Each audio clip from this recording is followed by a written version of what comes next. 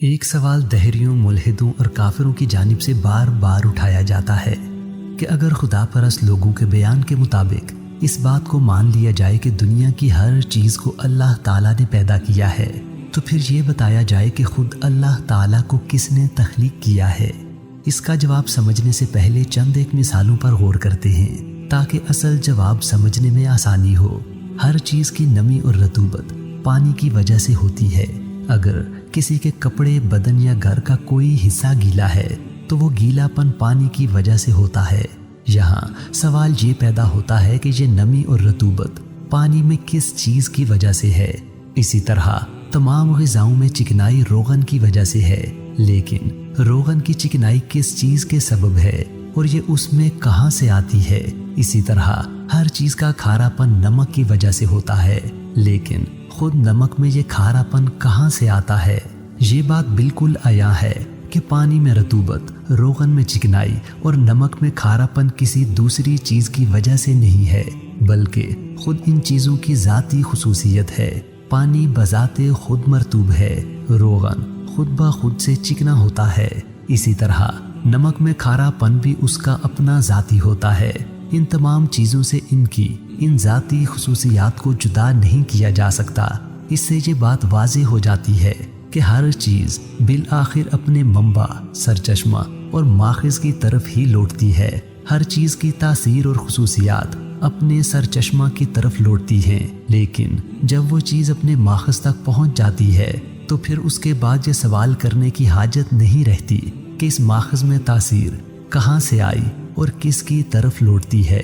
وجود اور ہستی کا معاملہ بھی ایسا ہی ہے۔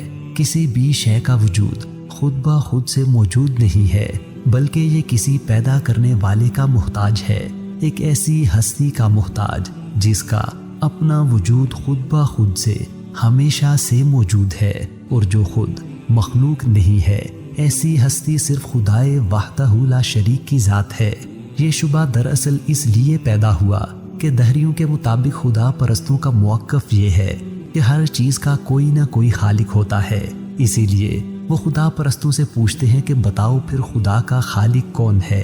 لیکن خدا پرستوں کا موقف یہ نہیں ہے کہ ہر چیز کا کوئی نہ کوئی خالق ہوتا ہے۔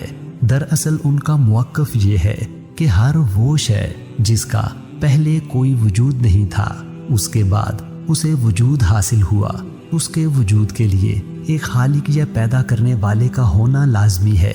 اس اصول کے تحت اس کائنات میں کوئی بھی شے ایسی نہیں ہے جو ہمیشہ سے موجود ہو۔ انسان، جانور، سورج، چاند، ستارے، یہ سب پہلے موجود نہیں تھے، حتیٰ کہ یہ کائنات خود بھی ہمیشہ سے موجود نہیں ہے، بلکہ 13.5 ارب سال پہلے بگ بینگ کے عظیم دھماکے سے وجود میں آئی ہے۔ لہٰذا ان سب کا کوئی نہ کوئی پیدا کرنے والا ہونا ضروری ہے اور وہ اللہ تعالیٰ کی ذات ہے۔ لیکن چونکہ اللہ تعالیٰ کی ذات ہمیشہ سے موجود ہے، اس لیے اس کا کوئی خالق نہیں ہے۔ اگر مخلوق کی حقیقت پر غور کیا جائے اور تصور خدا کو ٹھیک سے سمجھا جائے تو یہ سوال ایک حماقت کے سوا کچھ دکھائی نہیں دیتا۔ آئیے اس سوال کے بے معنی ہونے کو سمجھنے کے لیے ایک مثال پر غور کرتے ہیں۔ اگر آپ کمرے میں موبائل رکھ کر باہر جائیں اور واپس آنے پر اس موبائل کی جگہ تبدیل پائیں تو آپ کے ذہن میں یہ سوال پیدا ہوگا کہ یہ اپنی جگہ سے کیسے ہلا؟ ضرور کسی نے اس کو چھیڑا ہوگا۔ لیکن اگر موبائل کی جگہ آپ کا دوست کمرے میں بیٹھا ہو اور واپس آنے پر اس کی جگہ تبدیل ہو جائے تو آپ کا ذہن اس کیسے کے سوال کی طرف متوجہ نہیں ہوگا، کیونکہ آپ جانتے ہیں کہ موبائل حرکت کرنے کی صلاحیت سے محروم ہے، لیکن انسان اپنی مرضی اور ارادے سے حرکت کر سکتا ہے۔ انسان کی اسی صلاحیت نے اس سے متعلق کیسے کے سوال کو بے معنی بنا دیا۔ اس کے بارے میں کیسے یہاں سے وہاں چلا گیا کا سوال بے معنی اور مبنی بر حماقت ہے۔ بالکل اسی طرح انسان کے بارے میں یہ سوال کہ اسے کس نے پیدا کیا ایک متعلقہ سوال ہے کہ خود ہمارا مشاہدہ اور علمی آثار یہ بتا رہے ہیں کہ انسان ہمیشہ سے موجود نہیں ہے۔ اس صورت میں یہ سوال منطقی طور پر درست ہے، لیکن خدا کے بارے میں یہ سوال اس لیے بے معنی ہے کہ خدا کی ذات ہمیشہ سے موجود ہے، جس کی ابتدا ہی کوئی نہیں۔ اس کے پیدا کیے جانے کا سوال ہی پیدا نہیں ہوتا۔ خدا کے علاوہ ہر شے کسی کے پیدا کرنے سے ہی موجود ہوتی ہے، لیکن خدا کا وجود بغیر کسی کے پیدا کیے خود سے ہمیشہ سے موجود ہے۔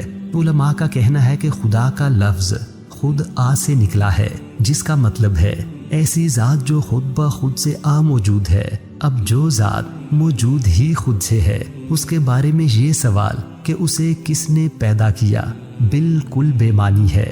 یہ غیر منطقی سوال پیدا ہی تب ہوتا ہے جب خدا کی تعریف ہی کو صحیح طور پر نہ سمجھا جائے۔ دینی اعتبار سے نبی کریم صلی اللہ علیہ وسلم نے ہمیں اس سوال کے متعلق بتایا ہے کہ یہ سوال کہاں سے نکلا، آیا اور اس کا علاج اور رد کیا ہے۔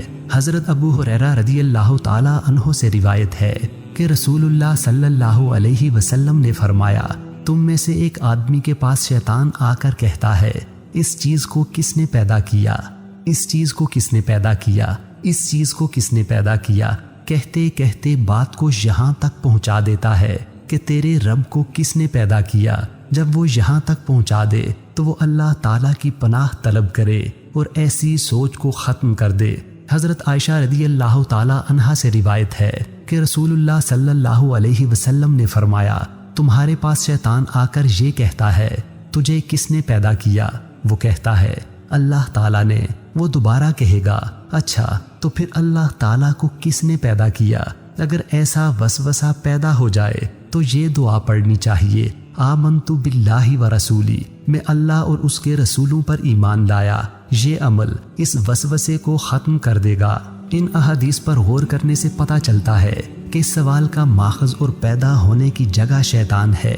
ہم یہ بات پہلے ہی واضح کر چکے ہیں کہ یہ سوال بے معنی اور غلط فہمی پر مبنی ہے، چونکہ شیطان کا کام ہی انسان کو غلط فہمیوں اور شک و شبے کا شکار کر کے گمراہ کرنا ہے، لہٰذا وہ ایسے سوال اٹھاتا رہتا ہے۔ ان احادیث سے یہ بھی پتہ چلتا ہے کہ اس کا علاج اور رد یہ ہے کہ شیطان سے اللہ کی پناہ طلب کی جائے۔